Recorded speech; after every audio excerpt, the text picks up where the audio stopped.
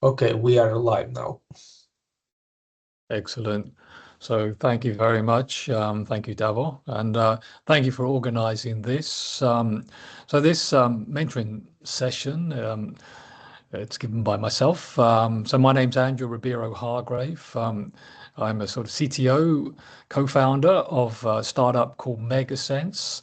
I'm also senior researcher at University of Helsinki in the Department of Computer Science.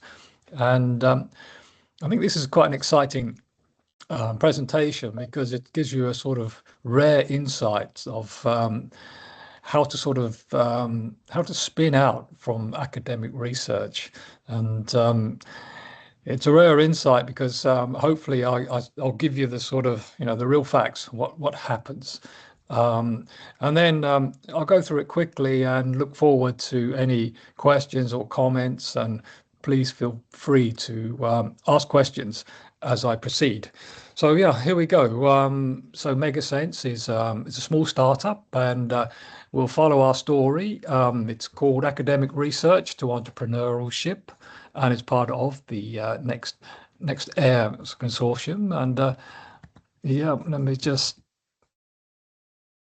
All right, so here we go. It's a workshop, and so by the end of this session, the participants hopefully will be should understand how interdisciplinary research can evolve into a startup, then learn practical lessons from the research commercialization. I think this is something that you may find interesting. Also explore the realities of building a deep tech company, and I'll explain why we are deep tech. Then discuss entrepreneurship inside and outside academia. So that's any questions about that, because I am within the University of Helsinki, and also we're trying to make this startup succeed. And then to reflect on the innovation, resilience, and career development. So I know this is about competence development for those out there. I think there's an interesting career that you can have if you join a startup. But if you join a startup, it's good to sort of know what you're facing, and know these sort of rules before you endeavor this journey. So that's my objectives for the workshop. And I'll go to the next page. So let's start then. One thing you will learn is I put a sort of series of points, or a list of points, which this is what I've done, and I believe they fit for both academia and also the startup world. And if we could start off, the first sort of major point in both a research group, but more importantly in a startup, is the founders' funding fit. Are these founders of the research group unable to attract funding? Because when you're in a startup, the key thing is all about investment, money to be able to do things. And so the MegaSense research starts off in University of Helsinki. It is a multidisciplinary research group. It was established in 2018. Multidisciplinary, I mean, we have Professor Sasu Tarkuma, who's from computer science, Professor Marco Kulmala. I think I've not spelled his name right there. He's from atmospheric science, and Professor Petri Pelik, he was right at the beginning. He's from geoscience. So this story then is a combination of three areas: computer science, atmospheric science, and geoscience. Now, when we started this up, the initial research focus back in 2018 was on air quality sensing in China, using 5G technologies. And the computer science sort of comes from the 5G sort of looking for use cases. The atmospheric science comes from in China. They have an issue with atmospheric science. And then the geoscience comes in, that we're looking for sort of applications for people to use. And one of these applications was called the Green Path. And that was a navigation sort of tool, so you can avoid the unseen air pollutants in the air. So this was right at the beginning. We had this navigation tool. Now, if you want to see what we did way back in 2019, there is this sort of project documentary called "We All Breathe the Same Air," and that's on YouTube, and there's a link towards that. But surprisingly, when we made that sort of video, we didn't realize we'd actually achieve all the things that we sort of drew on a piece of paper back at that time. So the main here is that the sort of founders of the research group, are well known. So both Professor Tarkuma and Marco Kulmala, they've published a significant amount of research and scientific papers. Kulmala's group has published in Nature several times, and Petri Pellikka, his team has sort of done a lot of work in different, like in Africa, in different environments. So we had what we could call a founders funding fit. And this founders funding fit means that these founders, because they're professors and because they're quite well known, they were able to attract public grants, and a good term is a term called soft funding. So when you sort of have a breakout for as a startup company, soft funding means that you actually have government money, you have public money, and this is really significant for when you're starting that journey.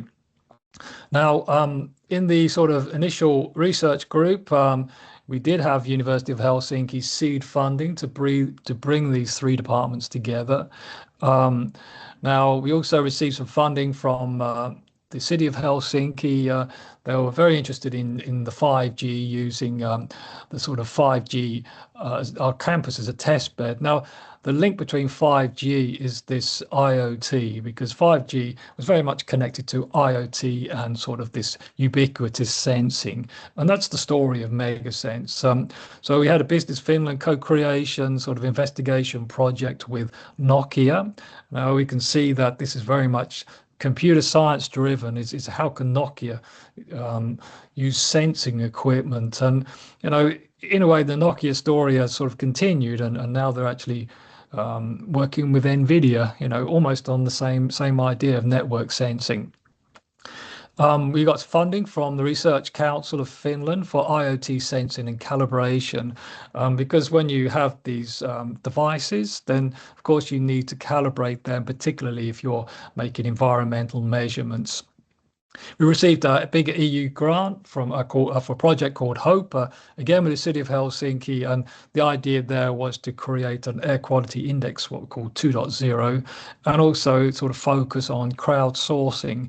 Now, air quality 2.0 means that we bring in the sort of finer particles, the ultrafines, particularly black carbon, into the air quality index. And crowdsourcing means that, as you know, that citizens can have access to small devices to measure their exposure to air pollution. Now, overall, the black carbon is finally becoming part of a European standard. So we actually made an impact, even though we started this project about 2019. It soon will be in the European law. And crowdsourcing, now, we had a very interesting finding here, because what we developed from the computer science is these small low-cost devices, and ensuring that they're calibrated. And we gave out 100 of these devices to citizens who were sort of for free. They were measuring their exposure in their houses and when they went out. And it was super interesting, but the overall finding from this, and from interviewing these sort of random people who sort of volunteered to use these devices, was that in the end, it's a no-go for devices. It's actually quite difficult to maintain a device in terms of charging and in terms of sort of understanding the data. And they just basically said that they would like information just given to them on their mobile phone. So so that was quite a learning, that you can make IoT devices, but what people really want is information rather than the hassle of maintaining these devices. We also got funding from Business Finland MegaSense Smart City, and that was more like international development initiatives. So in terms of our founders fit, we were able to reach out to very high level persons. This person in the picture is actually the mayor of Beijing, and he's maybe the number 2 or 3 person in China at the moment. So very, and we reached out to quite a few high level people, pictures with prime ministers and stuff like that. But the actual research was done by a big team. Even though we had professors there, we had a good team from computer science, from atmospheric science, and from geoscience, and they all sort of went their way to develop megasense type research and projects, and we also created these devices, of which I said we made 100 of them, and we gave them out to citizens to sort of for about a year to just find out what their exposure is. Now, so the first area is the founders fit, but then the founders need a problem. So the founders, air pollution from this audience, we don't need to explain that as a problem, but it is expensive and it is deadly. And we have to sort of always remind us that, across the globe, about 9 million premature deaths are linked to air pollution each year. The economic and healthcare cost can be in the range of $5 trillion. And that 56% of the global population lives in urban areas, and it's in the urban areas that we get the most exposure to air pollution, people crowding and living together. Now, if there was any other disease of which you had 9 million sort of casualties or sick people, it'll be in the news all the time. But because air pollution is so well known that it just seems to be accepted, but it doesn't need to be accepted. But it's certainly a problem. Our next area would be the problem solution fit. So do we actually have a solution for such large scale problem? Now, when we looked at the time, there was a demand for dense low cost sensing. Dense means that you have these low cost devices densely distributed across the city. And we saw a lot of this in the smart city sort of discussion, that, you have lots of devices, and they're linked like an IoT device using communication networks like 5G or 4G. So that was our solution then, but our solution then was that we need to create in-house sensor developments. We create these IoT devices ourselves, which we did, but we need to calibrate those sensors against reference devices, of which we did, and we created a pattern. So we have what we call hierarchical sensing.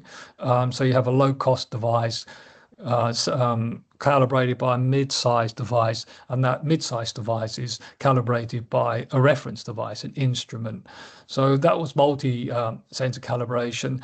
We also, because this is very much in the computer science domain, working with atmospheric science, we created what we call virtual parameters or proxy modeling, and therefore by combining different types of pollutants using AI, we can sort of estimate the black carbon distribution and several of the other smaller particles. We created the Green Path Citizen exposure application. So this navigation was created right at the beginning, and we have that running. And I'm not quite sure how many scientific publications there are, but I guess that there's more than 50 if you look at the different sort of outputs. So that was our sort of problem solution fit. And in the picture we have my colleague actually designing the device, and then the next one is an example of calibration. And calibration, we use AI, and then we created apps for individuals plus the devices that they carry. Now, when you look at the real need, so like I said, you've got to have good founders who can attract investment, but then you actually have the next real need is a founders market fit. So that can the founders fit in the market? Now, the best way to do that is via consortium. So that really means is what's your distribution channel? You might be a good founder, but how do people know what you're doing?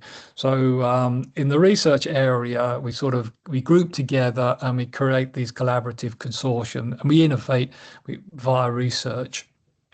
So in the sort of research time, we had these projects called Urban Sense, and then university was working with City of Helsinki, their innovation hub called Forum Virium, and Elisa being a telecoms company. With the UIA HOPE, the EU project, we collaborated City of Helsinki, Finnish Meteorological Institute, Vaisala, HSY, which are the sort of the official people who do the measurements, Forum Virium, Helsinki, and a small company called Useless. And then with Business Finland, Smart City Consortium, then we collaborate with Nokia, a manufacturer called Gasuria. They're making high-end instruments. Finnish Meteorological Institute, a small company called Metatavu, and a small manufacturer called Loopshore. Now, when it comes to sort of meetings and when you actually come to sort of apply for funding, there's nothing more impressive than walking in with a small device. So in that picture, then you see someone holding the first sort of MegaSense sensor for citizens to use, and that makes it very easy then to sort of impress people, because these are up and running from day one. It didn't take us very long to design this, do the printing and the testing, and put it on a rough back end. So the market fit, so it's via the consortium is how people know what you're doing. Now, an important part of the research is international research collaboration, and we sent 21 of our devices to Almaty in Kazakhstan. University of Edinburgh bought 50 of these devices. We have research collaboration activities in India. As you know, it's very polluted there. They were interested in our devices, but what an important one is we've done a joint air quality modeling projects with UN Habitat and UNEP in Almaty, Kigali, Kathmandu, and Quito. And when we were always doing this, a good finding was that when you're dealing with large cities, it's best to actually start to focus on the air quality modeling, because with the small devices, it's very difficult to get real spatial coverage. So if we have 100 devices, you couldn't really say much about a full city every hour. So and the idea of densely populated cities with smart sensors creates problems in terms of maintenance, in terms of OPEX and CAPEX, and just to put a device somewhere in the street or in someone's house is actually quite a big sort of effort. But when you look at modeling and you combine street level modeling with traffic emissions, data assimilation, and you take data from the sort of official monitoring stations, and you can use low cost sensors. And in this picture, it shows a sort of hourly air quality PM 2.5 for Quito. And the sort of what this is driven by is the traffic emissions. But we take the other emissions there, and we calculate that in by an air quality model, and in a way that was our learning that and we could actually, by air quality modeling, by our skills working with, for instance, the Finnish Meteorological Institute, we could provide models for Almaty, Kigali, Kathmandu, and Quito simultaneously, each one of them sort of running a sort of fluid type model. So that's how we thought that was a better fit than the actual low cost sensing. So then we get to a point where the actual startup comes to play, and we can call this a product market fit. Now, a product market fit is the products that you make, do they really fit into the market? And what often drives the market is what we call fear of missing out. So it's a fear of someone, called FOMO, misses out. And like I said before, with the small devices, even making 100 devices is an effort. And then when we give them out, there's an effort to to sort of look after them. And then the feedback is that actually it's quite difficult to walk around or to have devices in the home, particularly the ones that we made. And so therefore, we we thought that there was an interest in what we was doing because of the interest from the UN and from other ones. So then the University of Helsinki, they spun out MegaSense Oy, OU. So it means MegaSense or the shareholding company or MegaSense Limited. So this MegaSense was created at the end of 2022 in December. Now, I put this picture here of these two nice ladies because that's exactly how we felt. We're very happy that suddenly our work was recognized, and the university will put a big effort into spinning out the company, making it a formal company, and we was quite amazed. But at the same time, we're super naive. It's good to be happy that your work is recognized, but at the same time, we were super naive. We weren't really the right people to do that because myself was a part of the academic sort of community, although I've worked in companies before, but not at this sort of real nitty-gritty level of being a startup.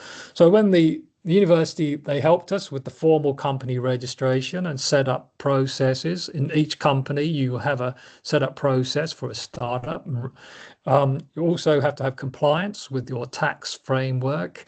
Now in Finland, this is if you don't get it right, you'll get punished. So the capital taxation and VAT, what they mean is punished is that from day one, they charge you in advance of capital tax and VAT. They decide what they should charge you. So you walk out as an established company, and the next month you get your first tax and VAT bill, even though you haven't done anything. Then a cap table is something that if anyone is interested in, the cap table and the equity distribution is of significant importance, but as a sort of researcher, you're not really, you don't care that much during those discussions. You're just so happy that it's actually happening. So I'll talk a little bit about that, and I think it's super important that if any of you want to create a startup, consider this first. The governance structure means that you have to create a board with shareholders, and these officially have to have annual general meetings and government reporting requirements. So we have all of this work, and there we are, very, very happy just to be part of this. And we started the work. So the University of Helsinki spin-out process is, we make all sorts of mistakes in a way. So in a way, we had a CEO who answered a call from our Helsinki Innovation Services. There's a bit of a mix-up here. Oliver is more sort of in the realm of ESG, so pretty much doing good out of sort of corporate business. And air quality is a good thing to sort of reduce air pollution by doing good. But it's not an air quality expert. There's a big difference there.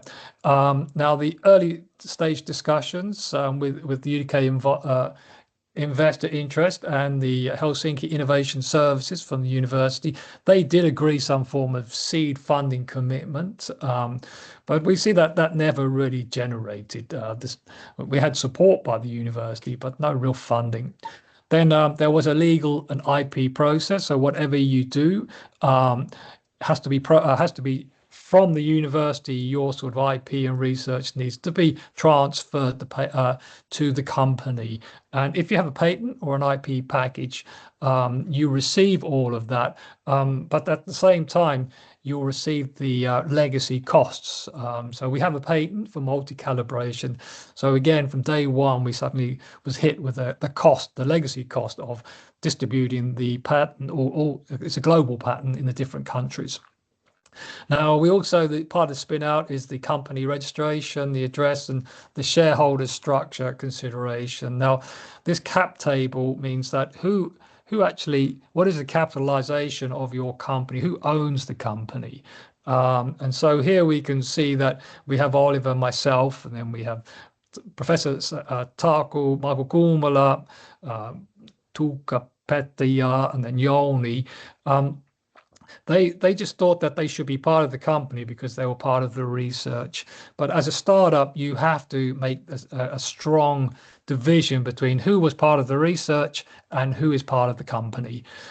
Because when you go out to trying to get investors like some seed funding or VC venture capital funding, to have people on your cap table, capitalization shareholders who are not working for the company is a big no-go. So here we can see we have 4 people on our cap table who are not really working for the company because they're major professors and they have no time to sort of do the nitty-gritty work of further development and networking.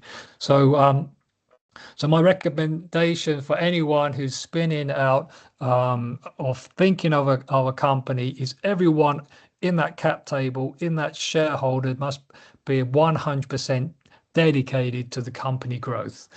If not, the future investors will see that, and that will create a massive problem for you in the future.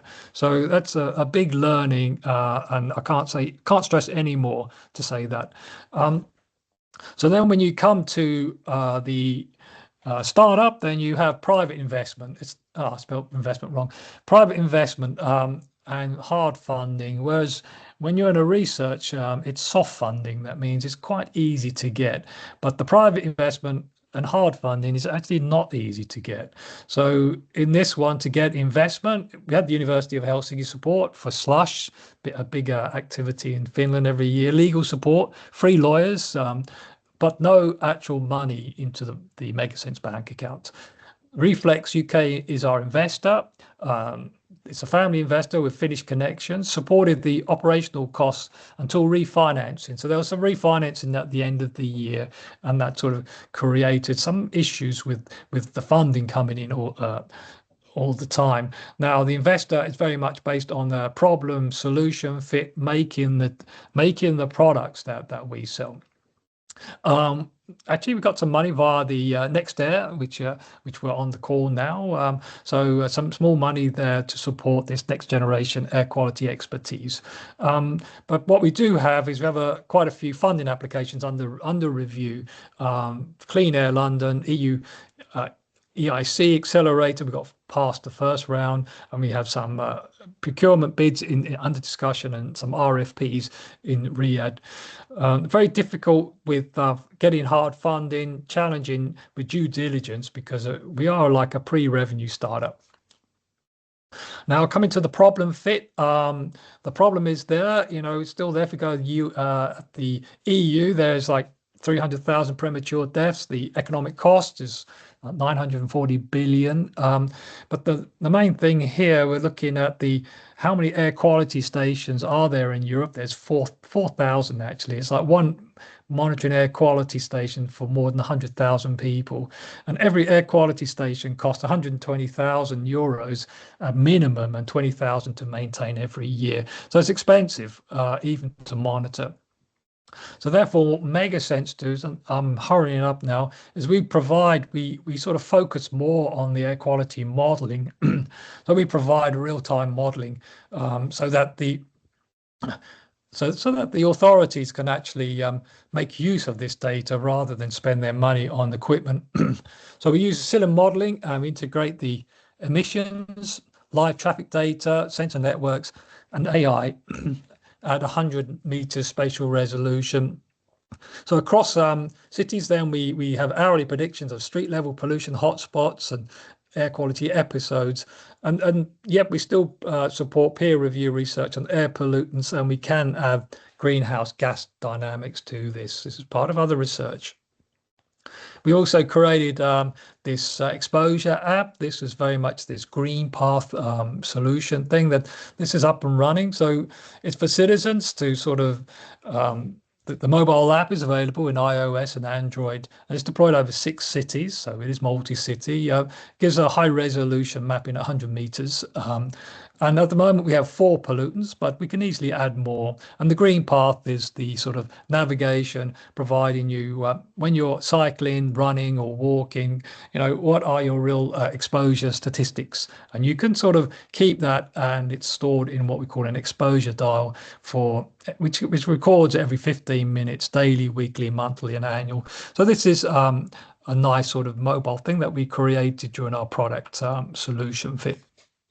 But we still have our sensor development expertise. So we still are making sensors. And so more recently, we made a very miniature Wi-Fi enabled sensor. So people don't actually interact with the sensor. They just put it on their ceiling and this connects to their Wi-Fi. And then they can collect the data. So we have the IP and we do the embedded software platform for these sensors.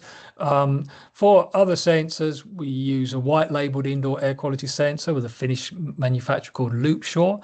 We actually help them create their product and now we buy their white label ones from them. We also contribute to other low-cost sensing manufacturers or projects. And one of the areas we're looking at, or which we're actually actively involved, is sensing radon. So we're part of a consortium there. And we've also have large multi-campaign data sets for data simulation and modeling. And this is where we sort of connect to NextAIRE and the secondments that come. So when the secondments come, depends on what they're interested in. Most of them are interested in data. We have large data sets which can be sort of utilized for AI modeling, but we also have sort of sensors that we continue to sort of develop and calibrate. So now I'm going to run very quickly through our founders market fit. So the founders market fit is what do we really do once the startup was launched? Well, we made mistakes. That's what we did. So our first mistake, of which I would recommend, is do not outsource your development phase. So if you're coming out and you have some nice IT company says they can do this for you, or someone making an app for you, don't do it. So we've done that for 1 year. We outsourced our development phase. We created our so-called Go-To London app, which is the one I showed you. We created they helped us create the back end. But it was very clunky. After 1 year, we launched it at Slush in December 2023. We opened up our little office in the Meteorological Institute, Finnish FMI, but it just didn't work, and the costs were astronomically. All our investments went to this actual IT company, and not for us. So we made a big decision in 2024. We got to a point, of which we said that we will now finish with this company. But in a way, they sort of blackmail, they hold you to ransom because they have all the knowledge of how it really works. And that's why I do not recommend outsourcing anything, at least not as a startup. So we had to do the transition from subcontracting to internal development. We started to hire our own people and the team grew to about 3 employees. It was a very steep multi-platform learning experience, but we did it. So we fully understood the apps and everything connected to the apps, security issues, and then the back end, the AWS cloud, because we're running this service in the cloud, and then all the multiple sort of version controls that you need for such a product. So that was a good learning. And then 2025, last year, we relaunched our sort of app, and then we expanded. Once we knew how to do it, we could quickly expand our app and our services to other cities like Riyadh, Los Angeles, Manchester, Helsinki. And in fact, we get to a point now we can launch one of our sort of models to a city within about 2 or 3 days. So we just select Berlin, and then we will have both the app and the city running within 2 or 3 days. So that all depends on the need. But that was, so in a way, a lot of money spent, 1 year wasted by outsourcing. Do it yourself, my recommendation. Then the next thing is the founders market fit. Again, you need to create networks. So consortium-based collaboration. Here we have the NextAIRE. So it's part of the multi-European partner network. We're part of other consortiums, Food 2.0, of which we will help measure greenhouse gases.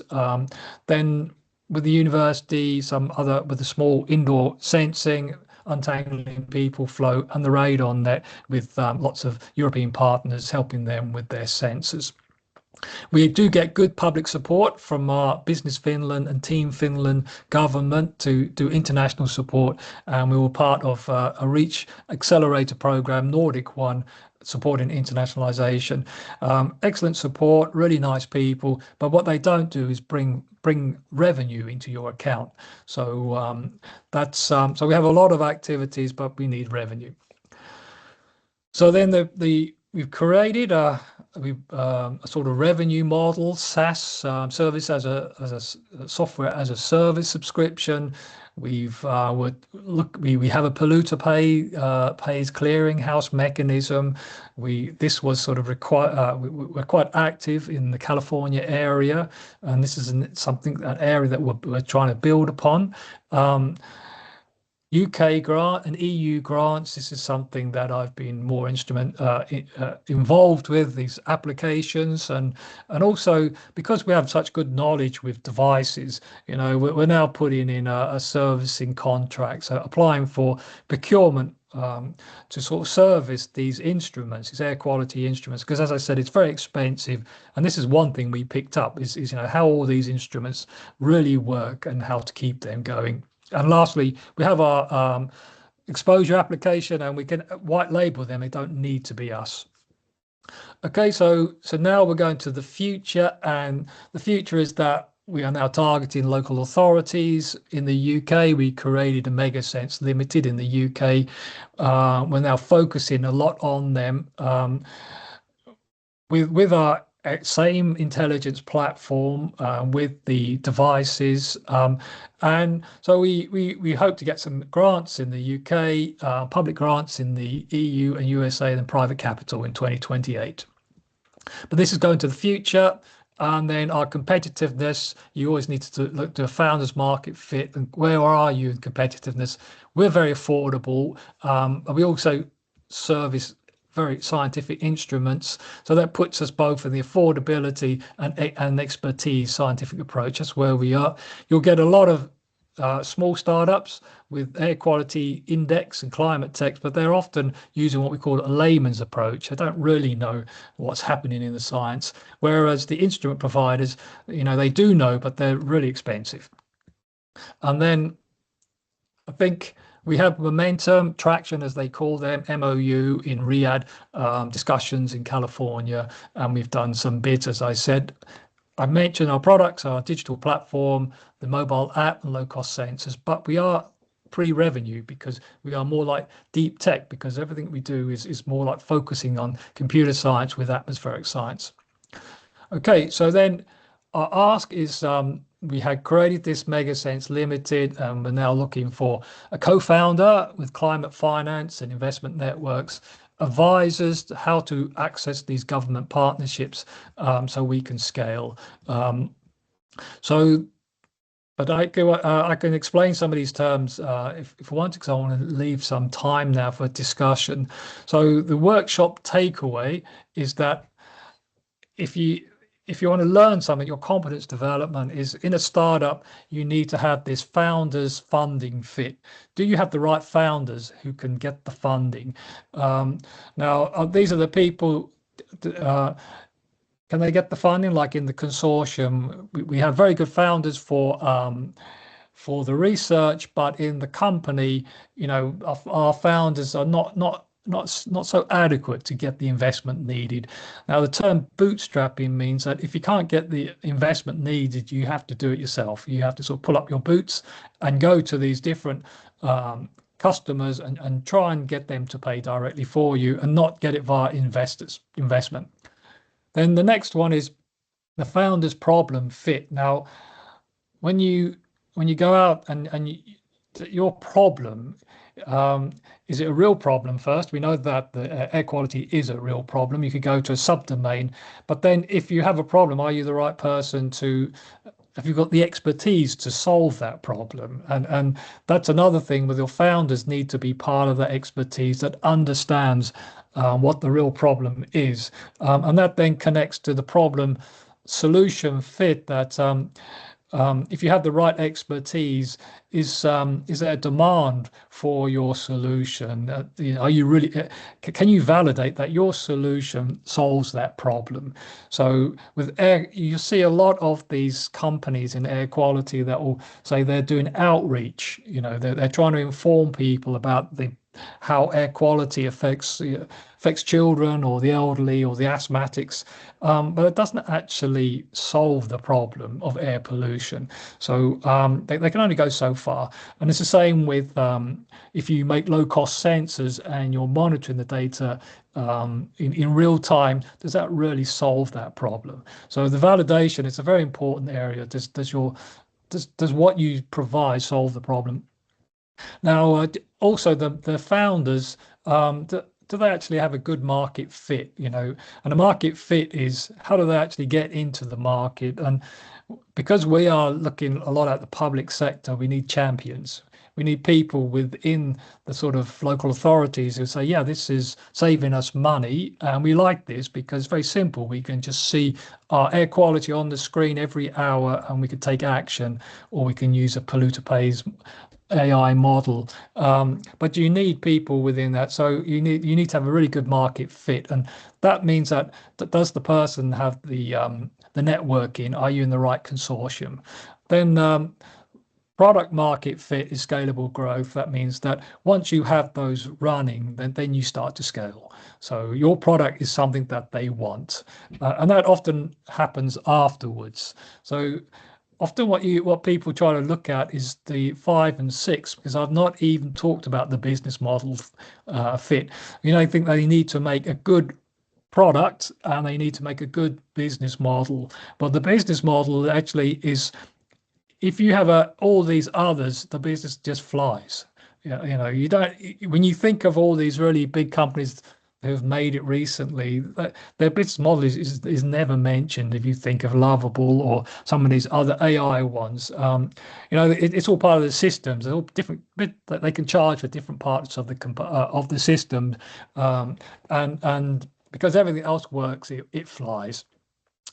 So that's my presentation, and I think I've left like 15 minutes for any questions, and I'm really open to go through any of these questions. There's a lot of terms there, but yeah, so that's what I recommend.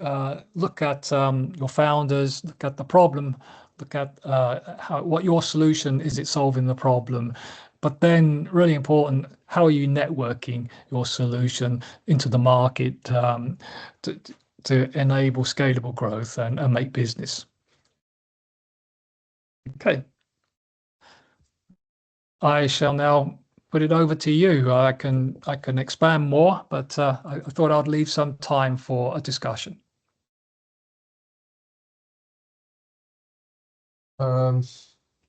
So you said that sometimes you don't want to how to say, take a whole team from institution to your first firm, a spin-off, right? Yeah, yeah. So how do you actually decide what people should be in the spin-off and which one does not? Yes, that is a really good question. I think you need to have an honest discussion. So if you're discussing this with your university, you have to say that for this startup to be successful, every person in the so-called cap table, and cap means capitalization, needs to work for the company. So if there's a professor, and it's okay for the professor to be part of the capitalization table, but they have to say, yes, I do work for the company. And their percentage has to be very small, because we know if a professor, they have many other responsibilities in their institution, and that contribution will be very small.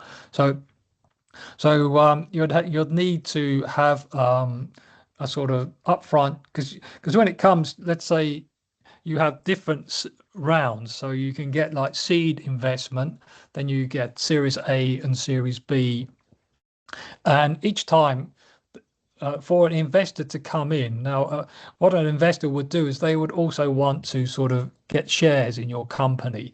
They would want to join this capitalization table. Now, if say you got 100% of shares and they've all been allocated, then you need to what we call dilute the shares, or you have out of 100% of shares, you have 25% extra that you haven't allocated. Now, when you dilute that, you got to make room for an investor. And first of all, the investor needs to fit in. So if it's all crowded with these other people, and these other people are what we call passive investors. So they're not really working for the company.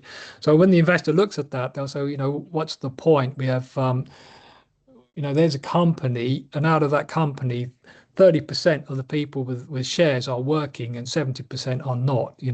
What's the chances of this surviving? So therefore, you just really say that if there's a professor, they need to take a really small percent, 2 or 3% of the.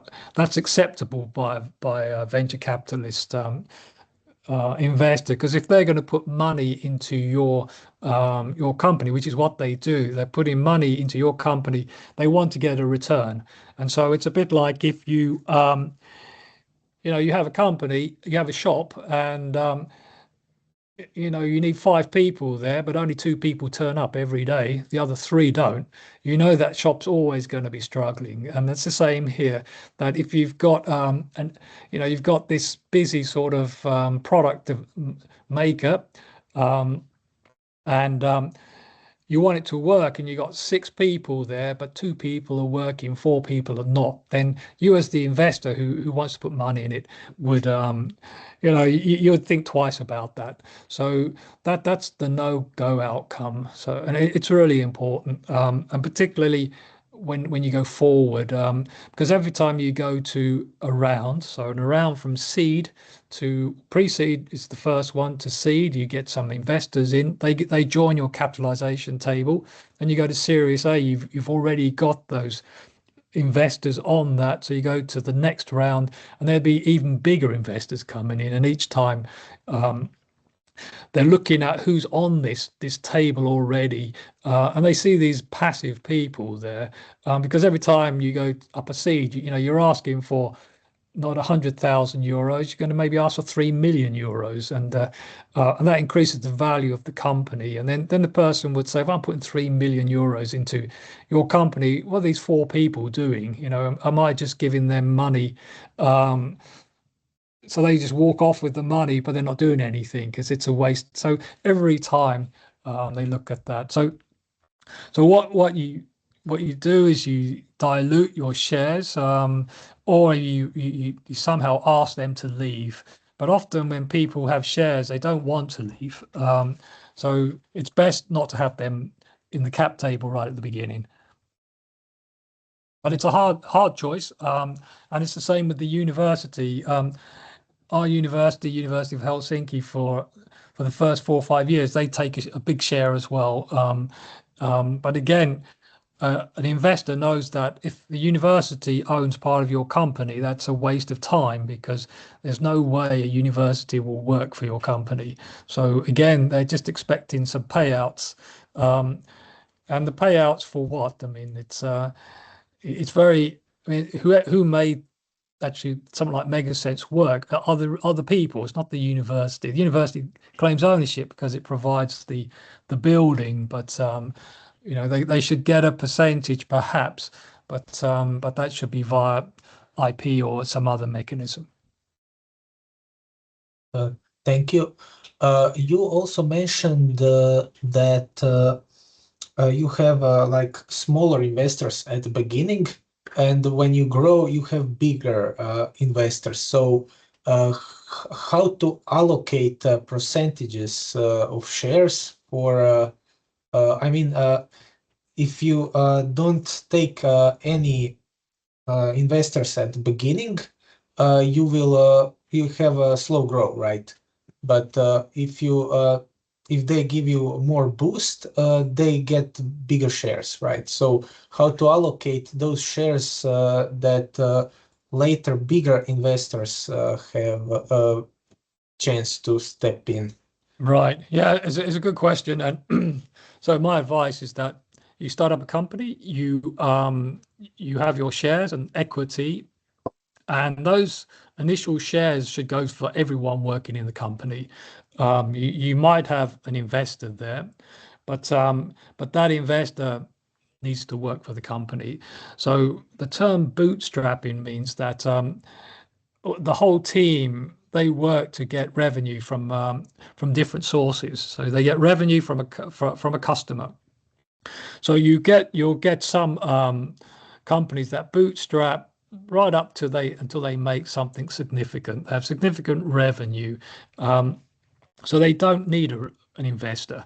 But then at some point, you always need an investor at the next level. So if you go to Series A and you want to break out of your own, let's say you do well in your own country or your own sort of region, but then you want to break out of that. So if you're in Croatia, for instance, and you're doing well there, but now you want to, launch in Italy or launch in Spain.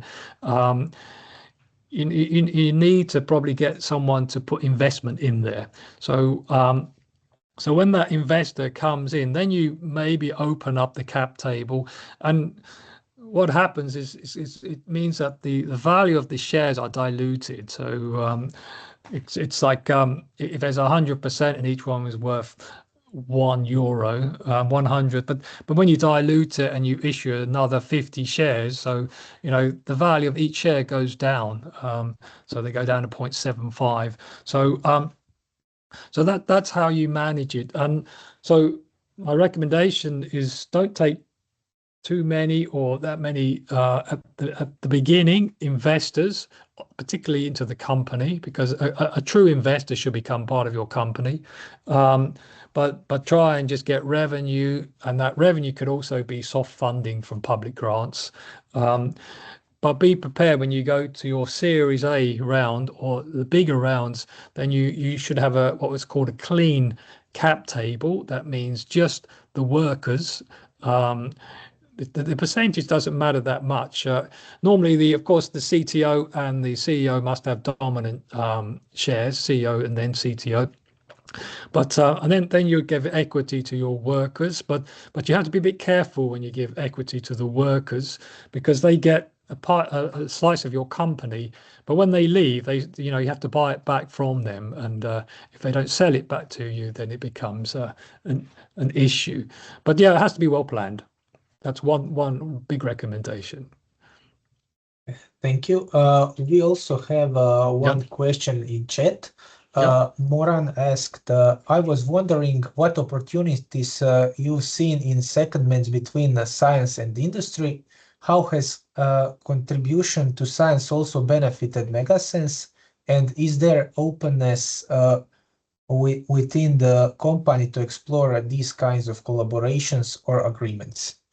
Yeah, absolutely. So, I mean, in general, we come from science, and then when when we're doing our atmospheric models, we're still using very much science, and we're collaborating with Finnish Meteorological Institute, for instance. So we and other ones. So if you want to add like radiation or radon as one of our sort of pollutants, we sort of we'll go back to the scientific analysis. So that's one of our, that's how we sell ourselves as a science-driven company, and so we still have a lot of connections with science, but we want to make money, so we have to sort of play the startup game, and we need to have the investments.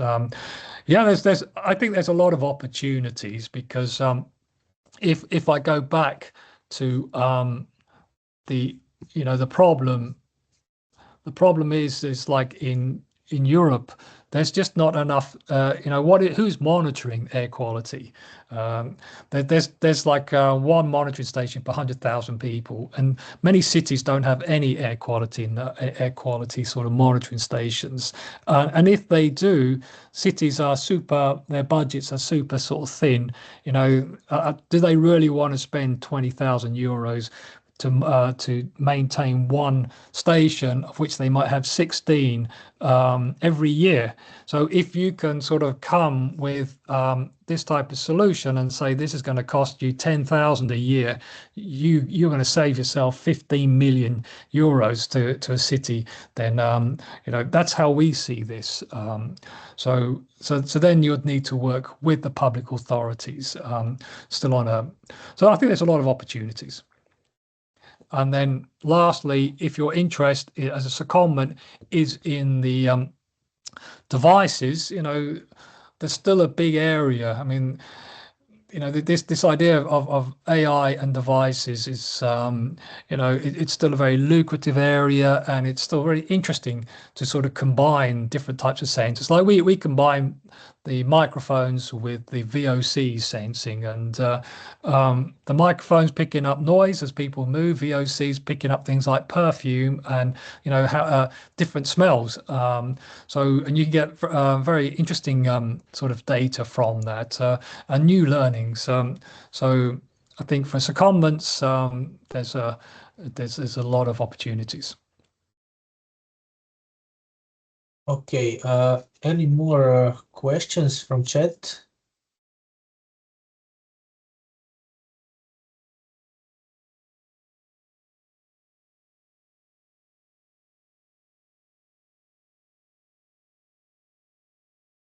Should we call it end or wait some more? Okay, then.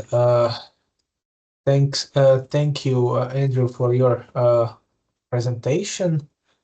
Thank everyone else for participating in hearing out our workshop, and see you in the next one. Okay, just lastly, so thank you for for giving me this opportunity. I can make this available. I tried to send it to you, but it was 15 megabits, so I'm not quite sure how to send this presentation. But if anyone is considering this startup career, please reach out to us, and because it's a learning in itself how to do things and how to avoid mistakes right at the beginning. Okay. So I shall now finish, stop sharing, and thank you. But please contact me. I have the details, and and if any of you are coming to visit us at MegaSense, we'll show more information. We'll share more information. So with that, I will now leave.